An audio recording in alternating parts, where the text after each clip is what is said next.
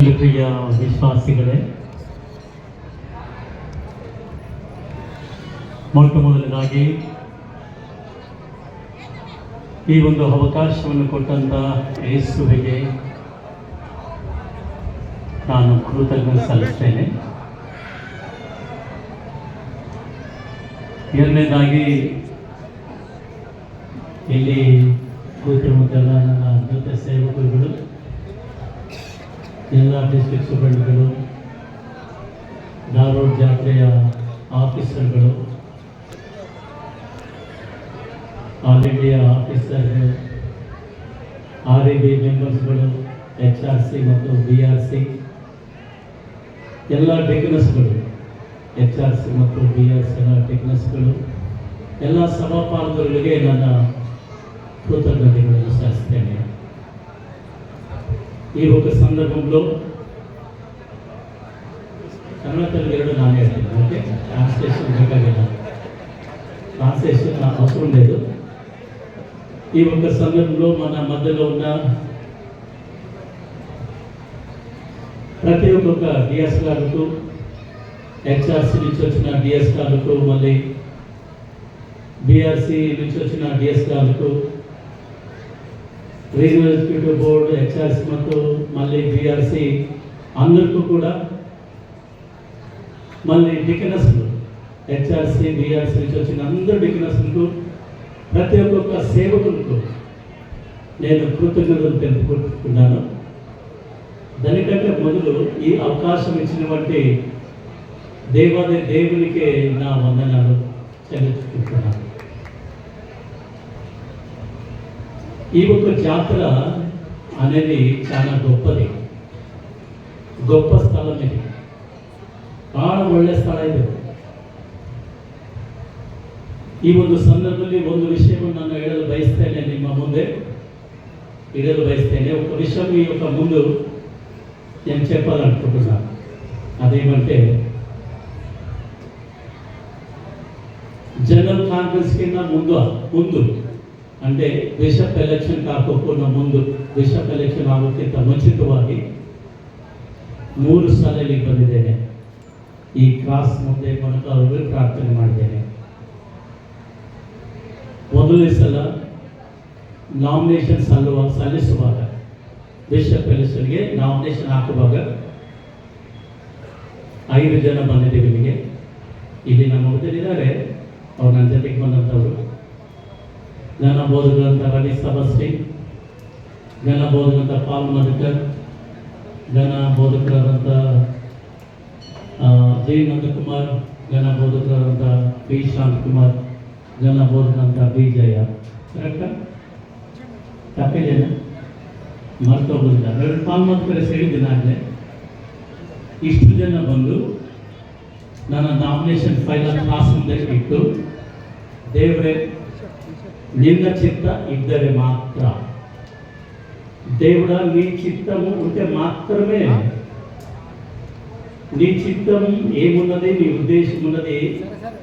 ఒకవేళ నేను బిషప్ అయ్యే ఒక నాలో అటువంటి క్వాలిటీస్ అర్హతలు ఉన్నట్లయితే నన్ను నీవు ఎన్నుకోవాలా, జనాలు కాదు, మొదలు నీవు ఎన్నుకోవాలా. ఎన్నుకున్న తర్వాత నేను ఏమి చేయాలని నీవు నాకు చెప్పాలా, అప్పుడే నేను చేస్తా. ನೀನು ನನ್ನನ್ನು ಏನು ಮಾಡಬೇಕು? ಚುನಾಯಿತನಾಗಿ ಮಾಡುವಾಗೆ ಮಾಡಬೇಕು. ನಾನು ಅರ್ಹನಾಗಿದ್ದರೆ ಮಾತ್ರ. ನನಗೆ ಯಾರ ಮೇಲೆ ನಂಬಿಕೆ ಇಲ್ಲ ಅಂತ ಅರ್ಥಲ್ಲ, ನಿನ್ನ ಮೇಲೆ ನಂಬಿಕೆ ಇದೆ, ನೀನು ಎಲ್ಲವನ್ನು ಮಾಡುವಂಥ ದೇವರು ಎಂಬುದಾಗಿ ಬೈಬಲಲ್ಲಿ ಬರೆದಿರಲ್ಪಟ್ಟಿದೆ. ನಿನ್ನ ಸೇವಕು ನಾನು. ಒಂದು ವೇಳೆ ನನ್ನ ಸೇವೆ ನಿನಗೆ ಇಷ್ಟ ಇದ್ದಿದ್ರೆ ಮಾತ್ರ ನೀನು ನನ್ನನ್ನು ಆ ಒಂದು ಸ್ಥಾನಕ್ಕೆ ತೆಗೆದುಕೊಂಡು ಹೋಗು, ಇಲ್ಲಂದರೆ ಬೇಡ, ಬೇಕಾಗಿಲ್ಲ. ನಿನಗೆ ಇಷ್ಟ ಇಲ್ಲಾಂದರೆ ನನಗೆ ಬೇಕಾಗಿಲ್ಲ. ನಿನಗೆ ಏನು ಇಷ್ಟ ಇದೆಯೋ ಅಲ್ಲೇ ನನ್ನ ನೀಡು. ಪ್ರಾರ್ಥನೆ. ಭೂಕಂಪ ಎದ್ದಿದೆ ನನ್ನ ಬಗ್ಗೆ, ಭಾರತ ದೇಶದ ಭೂಕಂಪ. ಇವನು ಅದು ಮಾಡ್ತಾನೆ, ಇದು ಮಾಡ್ತಾನೆ, ಮೂರ್ತಿ ಪೂಜೆ ಮಾಡ್ತಾನೆ, ಇವನಾಗೆ ಮಕ್ಕಳಿಗೆ. ಅರೆ ಯಾರು ಹೆಂಗಿದ್ರೆ, ದೇವ್ರಿಗೆ ಇಷ್ಟ ಇದ್ರೆ ನೀವು ಏನು ಮಾಡಿದ್ರೆ ಏನಾಗುತ್ತೆ? ಏನಾಗಲ್ಲ. ಆದರೆ ಅವರಿಗೆ ನಾನು ಕೃತಜ್ಞತೆ ಹೇಳ್ತೇನೆ, ಥ್ಯಾಂಕ್ಸ್ ಹೇಳ್ತೇನೆ. నేను థ్యాంక్స్ చెప్తా ఉంటాను, ఎందుకంటే నన్ను చాలా నా గురించి అడ్వర్టైజ్ చేసినారు. వాళ్ళు అడ్వర్టైజ్ చేసినంతలో ఫేమస్ అవుతున్నారు. నేను ఇప్పుడు కూడా ఫేమస్ అవుతుంది. హెచ్ఆర్సీలో అమ్ముతాడు అమ్ముతాడు అమ్ముతాడు, ఫేమస్ అమ్ముతాడు. భారతదేశంలో నేను అమ్మే బిషప్ కాదని భారతదేశం తెలుసు. ఎవరో ఒకరిస్తే ఏం కాదు, వాళ్ళు నష్టపోతారు, మళ్ళీ దేవుని ముందు పడిపోతారు. సేవకుల గురించి తప్పు చెప్పిన వాళ్ళు ఎవరు కూడా మిగలరు. వాళ్ళకి ఎటువంటి లాభం లేదు, ఉండదు, నష్టమే జరుగుతుంది. ಸೇವಕರ ಬಗ್ಗೆ ಯಾರಾದರೂ ಏನಾದರೂ ತಪ್ಪು ಮಾಹಿತಿ ಹೊರಡಿಸ್ತಾ ಹೋದರೆ ಅವರು ದೇವರ ಸನ್ನಿಧಾನದಲ್ಲಿ ಇರೋಕ್ಕೆ ಯೋಗ್ಯರಿಲ್ಲ, ದೇವರು ಅವರನ್ನು ಇಡೋದಿಲ್ಲ. ಇದು ನನ್ನ ನಂಬಿಕೆ. ಯಾಕಂದರೆ ದೇವರಿಗೆ ಗೊತ್ತಿದೆ ನಾನು ಎಂಥವನೆಂಬುದಾಗಿ. ನೀವೇನು ಮಾಡಿದ್ರು ಏನಾಗೋದಿಲ್ಲ, ಏನೇನಾಗೋದಿಲ್ಲ. ಅರ್ಥ ಆಯ್ತಾ? ಅದಕ್ಕಾಗಿ ಎಲೆಕ್ಷನ್ ಬಂತು, ಎಲೆಕ್ಷನ್ ಆಯಿತು, ಏನೇನೋ ಆಯಿತು. దేవుడెల్ల లైన్ క్లియర్ ಮಾಡ್ದಾనికి అన్ని లైన్ క్లియర్ అయిపోయినాయి, అన్ని లైన్ క్లియర్. నాకు నిలబడ్డ అందరూ డిస్క్వాలిఫై అయిపోయినారు, అందరూ బయటికి వెళ్ళిపోయినారు. అదే దేవుడు నా కోసం చేసిందేమనుకుంటున్నా. నేను ఎలక్ట్ అయిపోయినా, బిషప్ అయినా, వచ్చి కూర్చున్నా. ఏం చేస్తారు ఇప్పుడు నాకు? బిషప్ ఏం చెప్తే అదే ఫైనల్, సుప్రీం పవర్ అది. బిషప్ అంటే సుప్రీం పవర్. నేను అనిందే ఫైనల్, ఎవరేం చేసలేరు.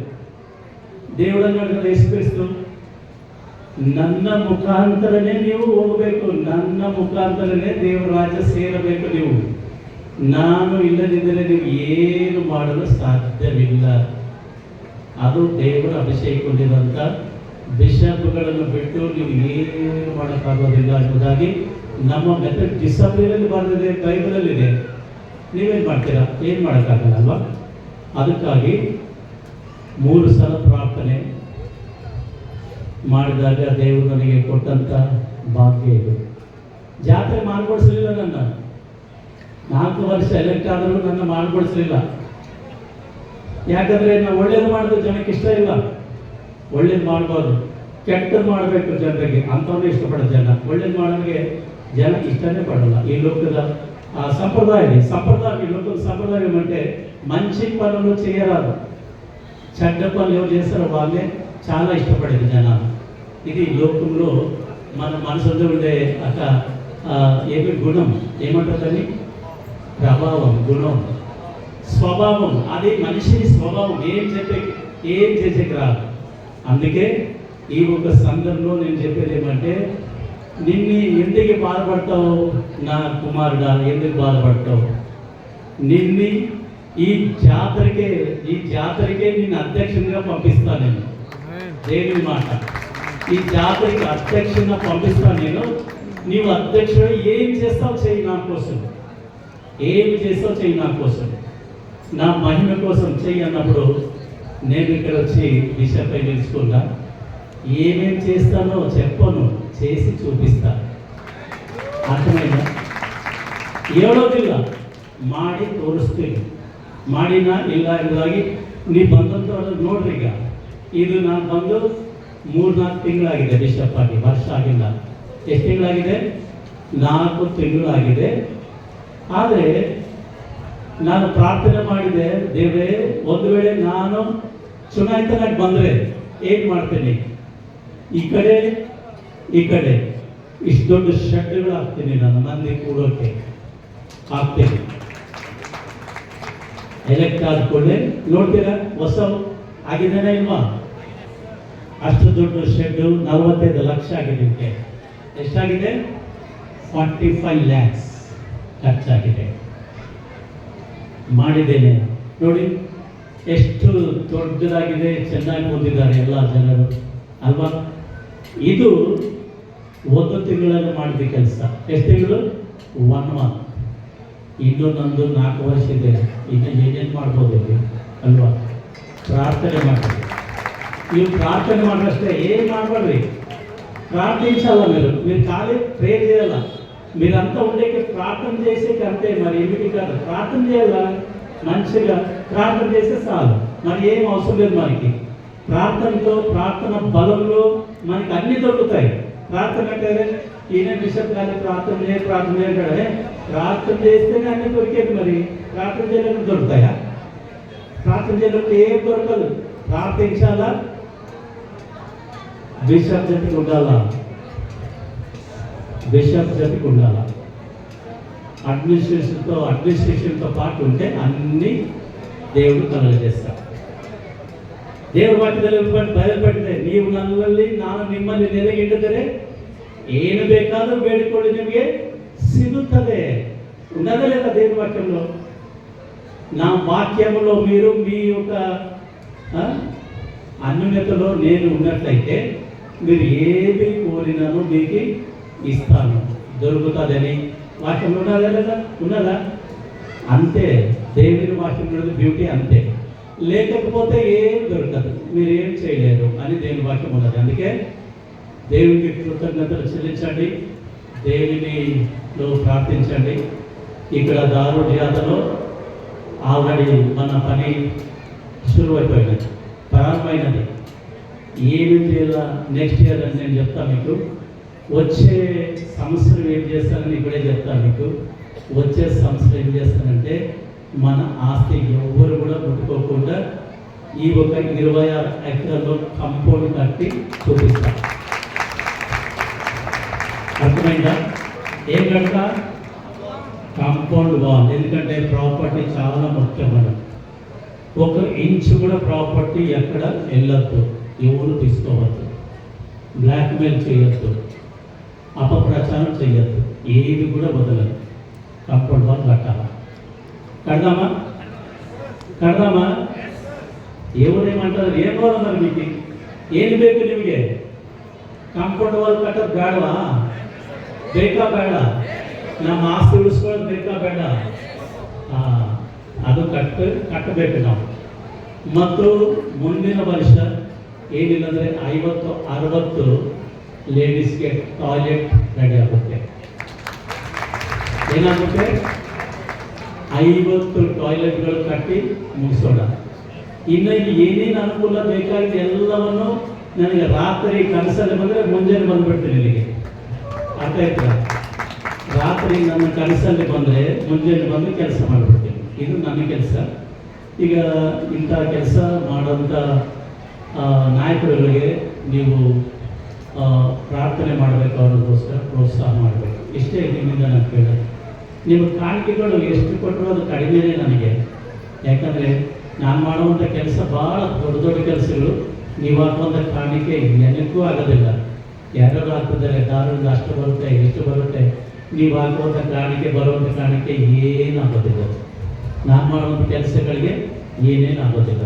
ಆದರೂ ಸಹ ಮಾಡೋಣ, ಕೆಲಸ ಮಾಡಬೇಕು. ಓಕೆ?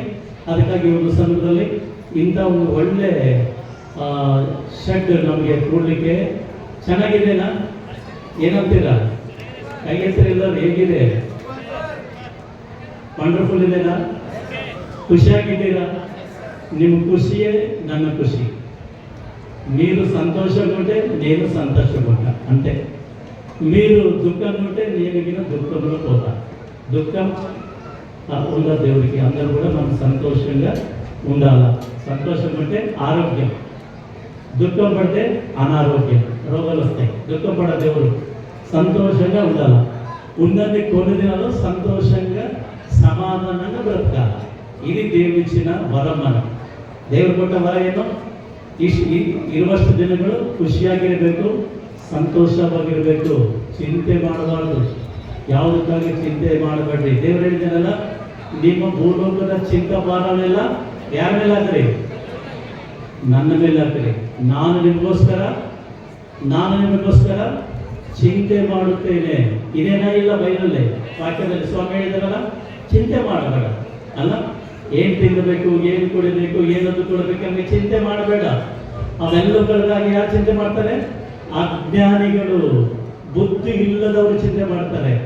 ಅದಕ್ಕಾಗಿ ನೀವು ಮೊದಲು ದೇವರಿಗೋಸ್ಕರ, ದೇವರ ರಾಜ್ಯಕ್ಕೋಸ್ಕರ ಚಿಂತೆ ಮಾಡ್ರಿ. ಎಲ್ಲವೂ ನಿಮಗೆ ಕೊಡಲ್ಪಡುತ್ತದೆ.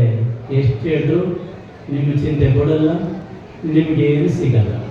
ಚಿಂತೆ ಮಾಡಬೇಡಿ. ಓಕೆ, ದೇವರ ಮೇಲೆ ನಾವು ಚಿಂತೆ ಭಾವನೆ ಹಾಕೋಣ, ದೇವರ ಮಹಿಮೆಗಾಗಿ ಜೀವಿಸೋಣ.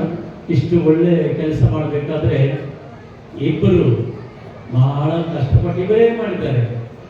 Only 2 guys, young guys. ಯಾರಂದರೆ ನನ್ನ ದೊಡ್ಡ ಮಗ ಇಲ್ಲಿದ್ದಾನೋ ಇಲ್ಲೋ ಗೊತ್ತಿಲ್ಲ, ಸನ್ನಿ ರೊನಾಲ್ಡ್. ಎರಡನೇ ಮಗ ವಿಕಿ, ಅಂದರೆ ಬೆನೋನಿ ಕ್ಯಾಸ್ಟರ್. ಇಲ್ಲಿ ಇದ್ದಾರೆ, ನಿಮಗೆಲ್ಲ ಗೊತ್ತಿದೆ ಅವ್ರ ಹೆಸರು. ಅವರಿಬ್ಬರೇ ಸೇರಿ 15 ದಿವಸ ಒಂದು ತಿಂಗಳಾಗ ಇಷ್ಟು ಕೆಲಸ ಮಾಡಿಸಿದ್ದಾರೆ. ಆಯ್ತಾ? ಇಷ್ಟು ಕೆಲಸ ಅವರಿಬ್ಬರೇ. ಅವ್ರಿಗೇನಿದೆ ಮಾಡೋಕ್ಕೆ? ಬಿಷಪ್ ಮಕ್ಕಳು ಮಾಡೋದು ಬೇಕಾ? ಅಷ್ಟು ಕಷ್ಟಪಡೋದು ಬೇಕು. ಅವ್ರಿಗೆ ಆರ್ಡ್ರ್ ಮಾಡಿ ಮಾಡಿಸ್ಬೇಕು. ಆದರೆ ಅವ್ರಿಗೆ ಇದ್ದು ನಿದ್ದೆ ಕಟ್ಟು ಮಾಡಿಸಿದ್ದಾರೆ. ಯಾಕಂದರೆ ಅವರಿಗೆ ಇದ್ದಂಥ ಭಕ್ತಿ, ದೇವರಿಗೆ ಇದ್ದಂಥ ಭಕ್ತಿ, ನಂಬಿಕೆ, ವಿಶ್ವಾಸ ಮತ್ತೇನಿಲ್ಲ. ಈ ಧಾರವಾಡ ಜಾತ್ರೆ ಮೇಲಿದ್ದಂಥ ಭಕ್ತಿ ಅವ್ರಿಗೆ ಭಾಳ ಇದೆ, ಅದಕ್ಕಾಗಿ ಮಾಡಿದ್ದಾರೆ. ಇವತ್ತು ಅವ್ರಿಗೇನು ಮುಂದೆ ಕರೆದು ಬರೋಲ್ಲವರು ನನಗೆ ಗೊತ್ತಿದೆ. ಅವ್ರಿಗೂ ಸಹ ಕೃತಜ್ಞತೆ ಸಲ್ಲಿಸ್ತೇನೆ. ಮತ್ತು ಇಬ್ಬರು ಎಕ್ಸಿಕ್ಯೂಟಿವ್ ಸೆಕ್ರೆಟರಿಗಳು, ಇಬ್ಬರು ಟ್ರೆಜರರ್ಗಳು ಸಹ ಅದಕ್ಕಾಗಿ ಬಹಳ ಸಹಕಾರ ನೀಡಿದ್ದಕ್ಕಾಗಿ ಅವ್ರಿಗೂ ಸಹ ನನ್ನ ಕೃತಜ್ಞತೆಗಳು. ಈಗ ದೇವರ ವಾಕ್ಯ, ಬೇಗ ಬೇಗ ದೇವರ ವಾಕ್ಯವನ್ನು ಓದೋಣ. ಮತ್ತು ಓದಿದ್ದಾರೆ ಆಲ್ರೆಡಿ. ಈಗ ದೇವರ ಸಂದೇಶಕ್ಕೆ ನಾವು ಹೋಗೋಣ. ಕನ್ನಡ, ತೆಲುಗು ಟ್ರಾನ್ಸ್ಲೇಷನ್ ಬೇಕಾಗಿಲ್ಲ. ಅವರಿಗೆ ಬೇಡ ಅಂತ ಹೇಳ್ತಾ ಇದ್ದಾರೆ. ಯಾಕೆಂದರೆ ಸ್ವಲ್ಪ ಫಾಸ್ಟ್ ಹೇಳ್ತೀನಿ ನಾನು. ಅವರು ಫಾಸ್ಟ್ ತೆಲುಗು ಬರೋದಿಲ್ಲ. ನಾನೇ 2 ಭಾಷೆಯಲ್ಲಿ ಹೇಳ್ತೇನೆ. ಯಾಕಂದರೆ HRC ಬಿಷಪ್ ಎಲ್ಲ ತೆಲುಗು ಕಲಿಬೇಕು ನಾನು ತುಂಬ. ಸೊ ತೆಲುಗು ಬೇಡ ಕಲ್ತನೂ ಆಗುತ್ತೆ, ಮತ್ತು ನನಗೂ ಚೆನ್ನಾಗಿರುತ್ತೆ. ಓಕೆ, ಈಗ ತಾನೇ ದೇವ್ರ